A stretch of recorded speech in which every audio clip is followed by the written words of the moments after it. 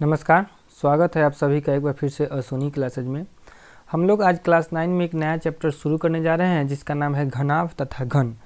ये पार्ट उसके बेसिक से रिलेटेड होगा। जानेंगे कि घनाभ क्या है, घन क्या है, फिर उससे रिलेटेड कुछ फार्मूला को हम लोग इसमें देखेंगे। शुरू से लेकर अंत तक बने रहिएगा ताकि आपको इससे रिलेटेड क्वेश्चन को सॉल्व करने में परेशानी ना हो, क्योंकि जिसका कॉन्सेप्ट क्लियर होता है उसके लिए ही क्वेश्चन एकदम आसान हो जाता है। सबसे पहले जानेंगे घनाभ के बारे में। घनाभ का जो इंग्लिश होता है वह क्यूबॉइड होता है और घन का इंग्लिश जो होता है वह क्यूब होता है। देखिए घनाभ बनता कैसे है, तो घनाभ एक 3 डायमेंशनल आकृति है। 3 डायमेंशनल कहने का मतलब ये है, जब भी 3 डायमेंशनल आकृति का बात आए तो उसमें आपको समझना है कि लंबाई भी है, चौड़ाई है और साथ ही साथ उस आकृति में ऊंचाई या फिर गहराई भी दिया हुआ है, तभी वह आकृति 3 डायमेंशनल हो पाएगी। हम क्या बोले, लंबाई हो, चौड़ाई हो और ऊंचाई हो, तभी कोई आकृति 3 डायमेंशनल हो पाती है। समझे बात को। लंबाई को इंग्लिश में लेंथ कहा जाएगा और इसको हम लोग एल से डिनोट करेंगे इस पूरे चैप्टर में। उसी तरह चौड़ाई को ब्रेथ बोलते हैं और इस पूरे चैप्टर में बी यूज करेंगे, और ऊंचाई के लिए या फिर गहराई दोनों के लिए हाइट ही यूज करेंगे, और उसके लिए इस पूरे चैप्टर में एच यूज होगा। एक बात जान लीजिए कि जब लंबाई, चौड़ाई और ऊंचाई तीनों हो जाता है किसी आकृति में तो वह 3 डायमेंशनल कहलाता है। कौन सा डायमेंशनल? 3 डायमेंशनल, जिसको 3D भी बोला जाता है।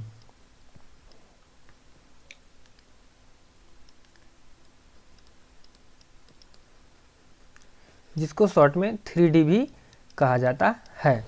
आप अब जानिए क्यूबॉइड यानी कि घनाभ के बारे में। घनाभ बनता कैसे है, तो होता क्या है कि कोई आयताकार 2 डायमेंशनल फिगर है, ठीक है।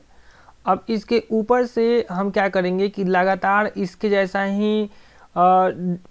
जैसा ही सेम क्या करेंगे कि आकृति का चीज़ इसके ऊपर डालते जाएंगे। जैसे कि कोई किताब है, ठीक है, तो वो किताब या तो मैक्सिमम किताब जो होता है क्यूबॉइड के ही आकार का होता है, यानी कि घनाभ के ही आकार का होता है। आखिर वो घनाभ की आकृति लेता कैसे है, तो हर एक पेज की जो साइज होती है वह सेम होती है, ठीक है, और एक के ऊपर एक ऊपर रखते रखते क्या होता है, वह पूरे पुस्तक का आकार ले लेता है।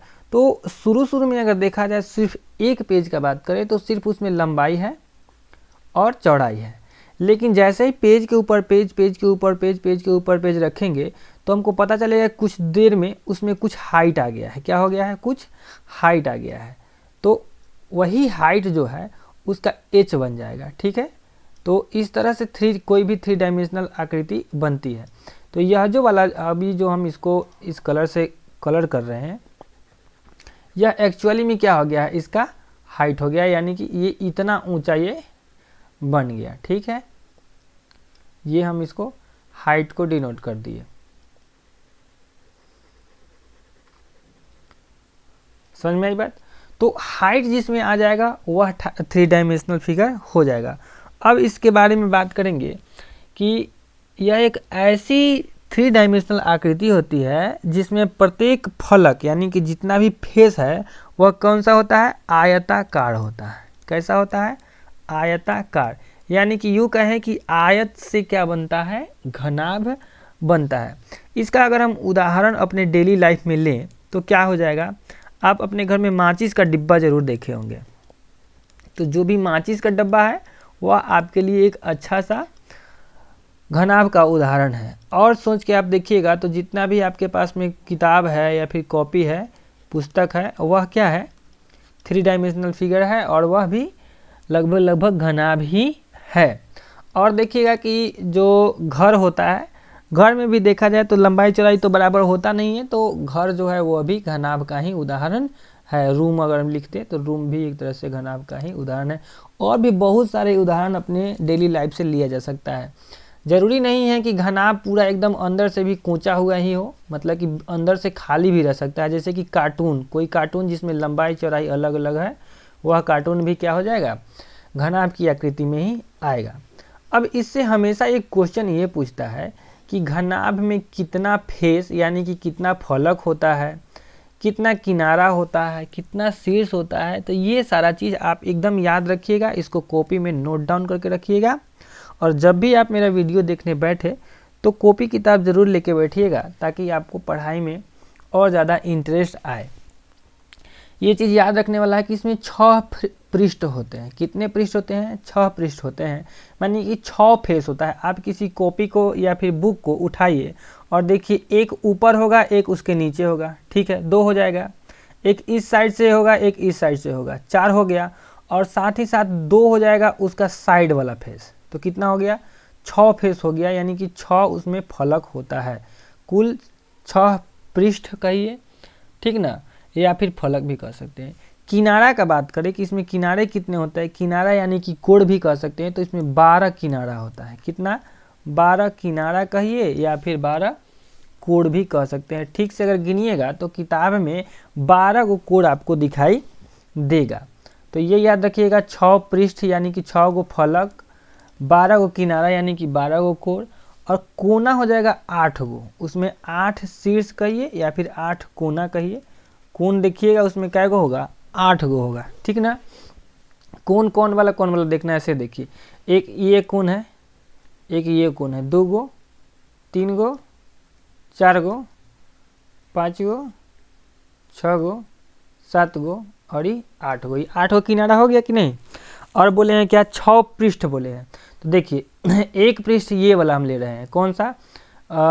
EFGH एक पृष्ठ हो गया, ठीक है, 1 नंबर इसको दे देते हैं, EFGH को। दूसरा पृष्ठ देखिएगा ध्यान से, तो HDCG एक है, तो 2 गो पृष्ठ ये हो गया। तीसरा पृष्ठ देखिए कि ये वाला है एक, तो 3 पृष्ठ ये हो गया। ये चौथा पृष्ठ हो गया, नीचे एगो 5वां पृष्ठ हो गया। और छठा पृष्ठ एक ऊपर वाला है, कौन सा? EAB और FA वाला, एक ऊपर वाला, जो ये वाला जो फेस है, ये वाला, ये एक छठा पृष्ठ हो गया। तो 6 गो फेस दिखाई दे दिया। 6 पलक कहिए, 6 फलक कहिए, 6 पृष्ठ कहिए, जो कहना है सो आप कह सकते हैं। फिर 12 गो किनारा है, ठीक है। इसमें क्या है? 12 गो किनारा है। किनारा क्या है, कौन होगा? देखिए, एक यह किनारा है, ठीक है, एक यह किनारा है, 2 गो, 3 गो, 4 गो, 5 गो, 6 गो, 7 गो, 8 गो, 9 गो, 10 गो, 11 गो और एक 12 गो। ये 12 गो किनारा हो गया कि नहीं हुआ? तो 12 किनारे हुए, 6 पृष्ठ हुए, 6 फलक हुए। ये समझ में आया। कौन 8 गो समझा दिए, कौन कौन? यह ABCD 4 गो तो इसमें हो गया। फिर EF 4 2 6 गो हो गया। GH 8 गो किनारा हो गया। तो ये इतना समझा दिए। आगे इसमें एक है कि इसमें विकर्ण होता है 4 गो। विकर्ण क्या होता है? 4 गो। किसी भी रूम में देखिएगा कि चारों कोना से एक कोना से दूसरे कोना को मिला सकते हैं। एक कोना से ऐसे मिला दिए, फिर एक कोना से ऐसे मिला दिए, 2 गो, फिर एक कोना से इसको ऐसे मिला दिए, 3 गो, फिर एक कोना से एगो इसको ऐसे मिला दिए, 4 गो। तो 4 गो क्या हो जाएगा? इसका विकर्ण हो जाएगा। आप किसी रूम में खड़े हो जाइएगा और देखिएगा कि 4 विकर्ण उसमें खिंचाता है कि नहीं। एक कोना से दूसरे कोना में खींच के देखिएगा, 4 गो आपको उसको विकर्ण खिंचाएगा। तो ये बेसिक बातें हो गई घनाभ के बारे में। अब थोड़ा घन के बारे में जान लेते हैं और तब फिर दोनों का फॉर्मूला हम लोग देख लेंगे। देखिए, घनाभ जिस तरह है उसी तरह घन है, लेकिन थोड़ा सा इसमें चेंजिंग यह है कि इसमें लंबाई, चौड़ाई और ऊंचाई तो अलग अलग ना होता है। घनाभ में क्या है? लंबाई, चौड़ाई और ऊंचाई तीनों अलग अलग होता है। बट घन में क्या है? घन में है क्या है कि जो लंबाई होता है उतना ही चौड़ाई होता है, जितना चौड़ाई होता है उतना ही ऊंचाई होता है। इसलिए इस सब को एल ही लेते हैं। मतलब कि इसमें सब एल है, ये भी एल है, ये भी एल है, ये भी एल है, मतलब कि सब क्या है? एल है। इसका उदाहरण आप क्या दे सकते हैं? तो जब आप लूडो छक्का खेलते होइएगा तो उसमें एक गोटी होता है गोल का, वो सबसे अच्छा उदाहरण है आपके दैनिक जीवन में, यानी कि डेली लाइफ में। किसका? घन का। ठीक है, तो घन ये हो गया। और भी घन का उदाहरण आप अपने आसपास में देख सकते हैं। कोई कार्टून आपको मिल जाएगा जिसमें लंबाई, चौड़ाई, ऊंचाई तीनों बराबर हो, तो समझ जाइए वो घन के आकार का है। और भी कुछ जो डाइस होता है, ये जो डाइस है, ठीक ना, जो घुमा घुमा के बनाने वाला होता है, वो भी वर्ग के आकार का ही होता है। एक्चुअली में क्या होता है, जिस तरह इसमें है, ये जो है घनाभ क्या है? घनाभ जिस तरह से आयत के ऊपर आयत रख के बनता है, उसी तरह घन जो बनता है ना, वर्ग के ऊपर वर्ग रख के बनता है। ठीक है, ये रख दिए, फिर इसके ऊपर दूसरा वर्ग रख दिए, फिर इसके ऊपर तीसरा वर्ग रख दिए, फिर इसके ऊपर चौथा वर्ग रख दिए। ऐसे रखते रखते क्या हो जाएगा, यह ऊंचा हो जाएगा। ठीक ना, तो ये हो गया तुम आपका वर्ग वाला बात। तो वर्ग से क्या बनता है, घन, और आयत से क्या बनता है, घनाभ। और घनाभ में क्या होता है कि लंबाई चौड़ाई ऊंचाई अलग अलग हो सकता है, और लेकिन घन में क्या होता है कि लंबाई चौड़ाई और ऊंचाई तीनों बराबर होता है, और ये तीनों चीज़ इसमें भी पाया जाता है। ये भी एक 3 डायमेंशनल फिगर ही है। 3 डायमेंशनल क्या फिगर होता है बता ही चुके हैं कि लंबाई चौड़ाई और ऊंचाई तीनों हो, वही क्या होता है, 3 डायमेंशनल फिगर होता है। अब कुछ बातें आपको समझनी है, फॉर्मूला इससे रिलेटेड क्या हो सकता है। तो फॉर्मूला आपको पढ़ना होगा कि घनाभ से पहले हम आपको बता दें कि घनाभ से रिलेटेड कौन कौन सा फॉर्मूला है। तो एक पढ़ना होगा आपका कि कुल पृष्ठ का क्षेत्रफल, कुल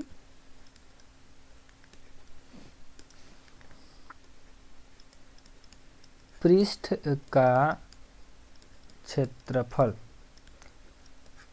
देखिए बाबू, कुल पृष्ठ का क्षेत्रफल जो है वह इस तरह से है। इसमें आप बताइए कि घनाभ में कुल कितना पृष्ठ होता है, तो 6 गो पृष्ठ होता है। 6 गो पृष्ठ है, 6 गो पृष्ठ वह क्या है, आयत के आकार का है। 6 पृष्ठ क्या है, आयत के आकार का है, यानी कि 6 बार 2 गुने एल गुने बी एल गुने बिनु।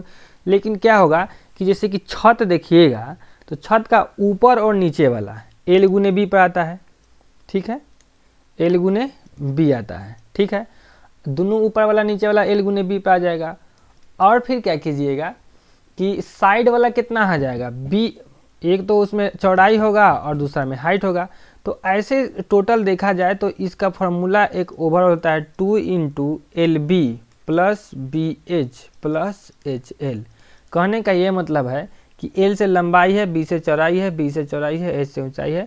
तो यह कुल पृष्ठ क्षेत्रफल है। कुल पृष्ठ क्षेत्रफल को हम लोग कैपिटल एस से भी दिखा सकते हैं, तो इस चीज़ को याद रखिएगा। और या फिर टी एस ए भी लिख सकते हैं, टोटल सरफेस एरिया भी कहीं कहीं पे लिखा हुआ आपको मिलेगा। कुल पृष्ठ क्षेत्रफल, कुल पृष्ठ यानी कि 6 पृष्ठ का इसमें क्षेत्रफल आपको दिया हुआ मिलेगा।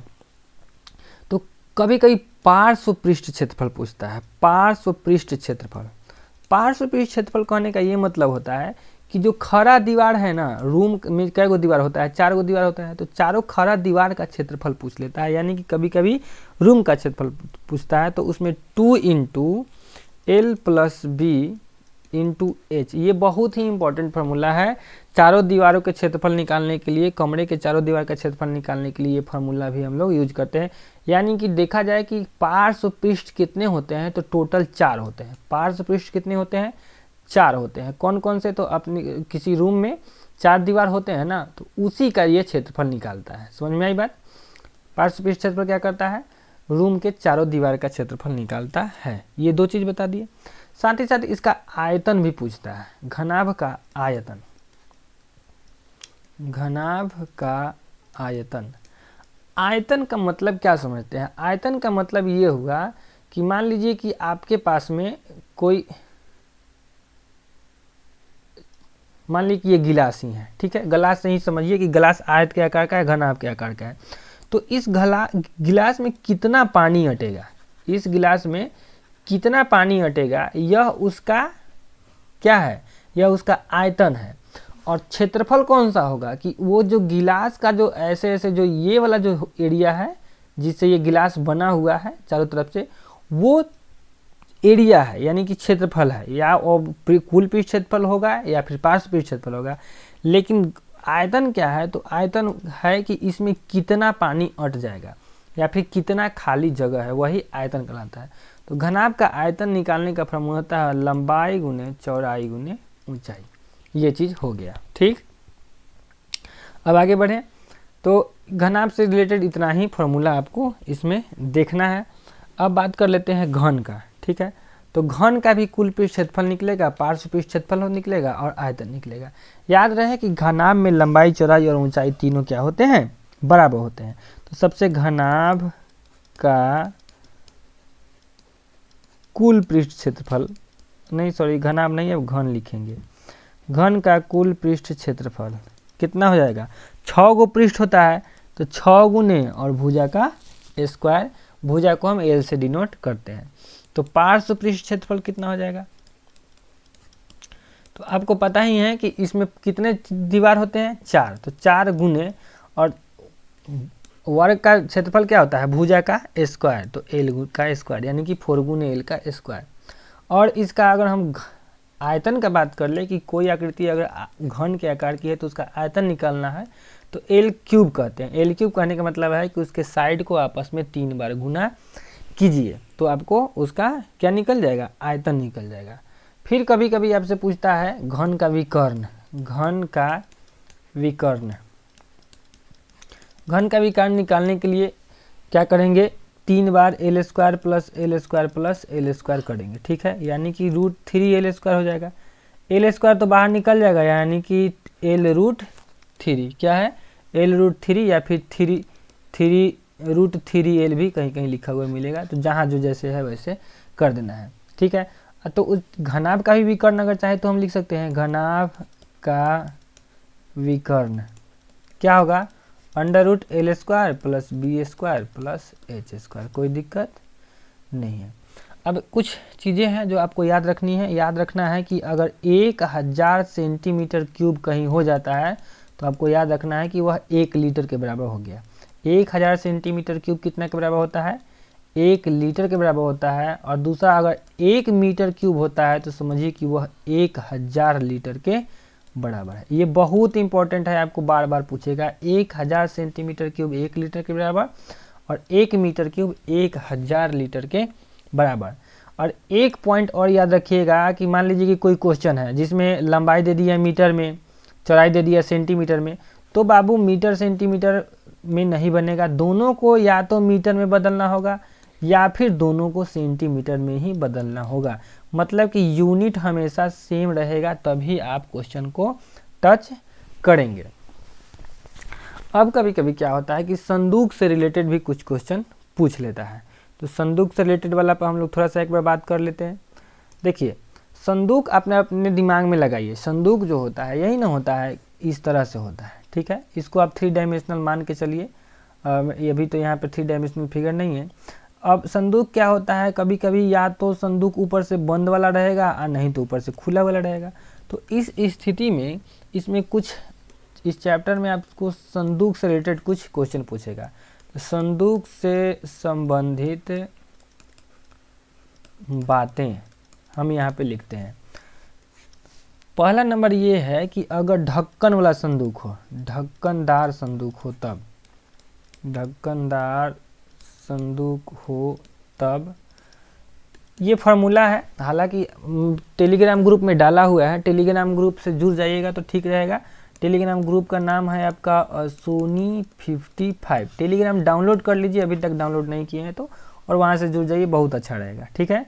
ढक्कनदार संदूक हो तब क्या करेंगे कि अगर उसका भीतरी लंबाई निकालना हो, क्या करना हो, भीतरी लंबाई निकालना हो, तो सिंपल सी बात है कि अगर भीतर का लंबाई निकालना हो, जैसे कि संदूक है तो कुछ ना कुछ तो मोटा होगा, तो जब संदूक मोटा होगा तो जो मोटाई है उसका, जैसे कि देखिए ये मान लीजिए कि ये संदूक है, ठीक है, ये संदूक का कोई लकड़ी है चाहे लोहा, जो कुछ का भी बना हुआ है, हमको ये वाला भीतर वाला लंबाई निकालना है। क्या करना है, भीतर वाला लंबाई निकालना है। तो भीतर वाला लंबाई निकालना होगा तो दोनों तरफ से ना ये होगा, ठीक है। तो निकालने के लिए क्या करना होता है, बाहरी लंबाई जो है, बाहरी लंबाई में से हमको घटाना होता है 2 गुने मोटाई, यानी कि दोनों तरफ से तो मोटा है, इधर से भी मोटा है और इधर से भी मोटा है, तो 2 गुने मोटाई को घटा देना होता है। ठीक उसी तरह अगर भीतरी चौड़ाई निकालनी होती है तो बाहरी चौड़ाई में से, एकदम आसान है, एकदम दिमाग से समझिए, लंबाई निकालना है भीतरी तो बाहरी लंबाई में से मोटाई का 2 गुना घटा देंगे, क्योंकि जो मोटा जितना मोटा है उतना तो घटाना पड़ेगा ना भाई, तभी तो अंदर वाला लंबाई निकलेगा। तो बाहरी अगर चौड़ाई भीतरी चौड़ाई निकालना है तो बाहरी चौड़ाई में से हम लोग क्या करेंगे, 2 गुने मोटाई निकाल देंगे। फिर अगर हमको ऊंचाई निकालना है, भीतरी ऊंचाई निकालना है तो क्या करेंगे, बाहरी ऊंचाई में से 2 गुने मोटाई को घटा देंगे। अच्छा, तो एक चीज़ बात समझ रहे हैं कि अगर आपको मान लीजिए कि बाहरी ऊंचाई ही निकालना है तो क्या करेंगे, भीतरी ऊंचाई में 2 गुने मोटाई जोड़ देंगे तो बाहरी ऊंचाई नहीं निकल जाएगा। तो ये चीज़ भी तो ध्यान में रखते चलना है, सारा चीज़ लिखना जरूरी नहीं है। फिर मान लीजिए कि बाहरी चौड़ाई दिया हुआ है, मान लीजिए कि हाँ बाहरी चौड़ाई दिया हुआ है, निकालना हो अगर हमको, तो ये भीतरी चौड़ाई में 2 गुने मोटाई जोड़ देंगे तभी तो निकल जाएगा। अगर हमको बाहरी लंबाई निकालना है तो भीतरी लंबाई में 2 गुने मोटाई जोड़ देंगे तो क्या हो जाएगा, ये निकल जाएगा। तो ये हो गया ढक्कन वाला था। अच्छा, बिना ढक्कन का संदूक हो, बिना ढक्कन का संदूक, तब क्या होगा, तब बस बिना ढक्कन का है, यानी खाली कि ऊपरे में ना एगो दिक्कत है, खाली ऊपर ही ना नहीं है, बाद बाकी सब तो इधर से है, इस साइड से है, ये है, नीचा से है, ये है, कोई दिक्कत थोड़ी ना होगा। तो इसके मेरे कहने का ये मतलब था कि अगर आपको बिना ढक्कन वाला संदूक के भीतरी लंबाई निकालना है, भीतरी लंबाई अगर निकालना है तो सेम फार्मूला याद रखने का, बाहरी लंबाई, बाहरी लंबाई में से 2 गुने मोटाई घटाइए। अभी कोई दिक्कत नहीं है, लंबाई निकालना है तो हम तो इसका बात कर रहे हैं ना, ठीक है। दूसरा नंबर, अगर चौड़ाई निकालना है तो बाहरी चौड़ाई में से 2 गुने मोटाई घटाइए।